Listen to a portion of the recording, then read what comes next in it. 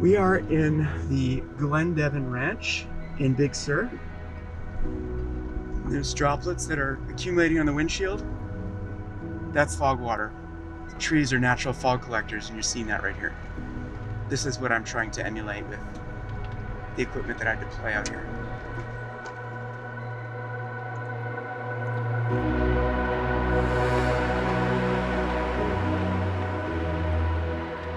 Fog is a cloud that's touching the ground, and a cloud is tiny little droplets of water.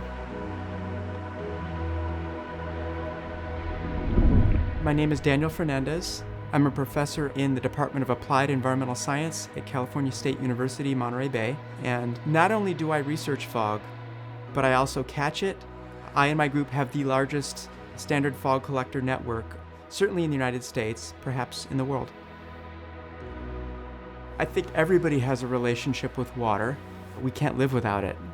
That idea of water availability has been on my mind for a very long time, and that's what got me thinking about fog. It's the unknown of it that I find fascinating. Even though you can see it, it has a lot of hidden and innate qualities. It's like a fingerprint. No two fog events are going to be identical, but they're all part of an enormous family that is essential for life on Earth. So we're measuring the amount of water that comes from the fog with this device that's the standard fog collector. This one happens to have fallen, so my goal is to get it back up so that we can be collecting data from it again. You want to tighten it a bit.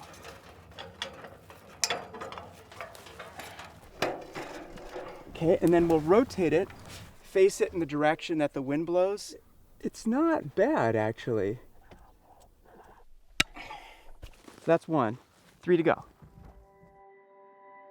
During the night, the air above the ocean is cooled by the ocean, and at that point, fog is created on tiny particles that reside in the air.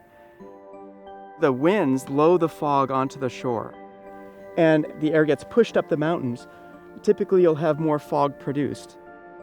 The tiny droplets of fog coalesce on the mesh, and as they grow larger and larger, they reach the point where they get heavy enough that they fall off the mesh, fall into the trough, flows into the rain gauge, and it's released onto the ground here. But this measures it. This is the inside of a tipping bucket rain gauge. Water fills one of the cups here. Once it's full, it tips. There's an electronic component that counts each tip. And at the end of the day, or at the end of whatever time period you're interested in, you know how much water you have by knowing how many tips you have and by knowing how much water each tip represents. And this is the same kind of tipping bucket rain gauge that meteorologists use to tell you how much rain has fallen. On a good fog event, I might get 4 or 5 liters in a day. And of course, if you have a larger one, it's going to collect more water. Fog catching really goes back thousands of years. Native peoples in the southern hemisphere were collecting fog in areas where there wasn't any natural source of water. So they were collecting fog from whatever surface it was landing upon and then using that water for survival. My mission is to both better understand fog and better utilize fog for what I think of as important humanitarian, social, and environmental purposes. Fog catching can and has been used for reforestation. This is the back of the CSU Monterey Bay Library, known as the Tanamur and Antle Family Library, where we have about 47 sapling oaks that were planted here 3 years ago to try to reforest the area with oak trees. And 10 of those sapling oaks have a fog collector deployed in front of them, providing water to the soil that can help the trees in their initial, less resilient state to grow so that they can eventually become fog collectors too. Without the trees, the water from the fog will evaporate. We want to retain it on site as much as possible. That's the kind of thing that reforestation can offer. As climate change becomes a more pressing issue, we need to have an array of different solutions that can be used to both combat it and to mitigate it.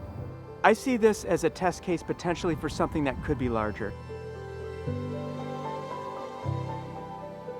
I'd like to say anybody can catch fog if there's the desire to and the willingness to try different things and do it. If I were to build a fog collector, it would probably take me 4 to 6 hours, maybe something like that. Once you have it, it's water. You can treat it like other sources of water. Bathe in it, drink it, use it for your garden. You'd have to consider, can I treat it so that I can drink it? It's doable, but it takes a commitment. That's one of the things I like about fog catching. It makes you think about water in a unique way that I think just turning on your tap doesn't. You take it for granted in that case. When you get it from fog, you don't take it for granted as much.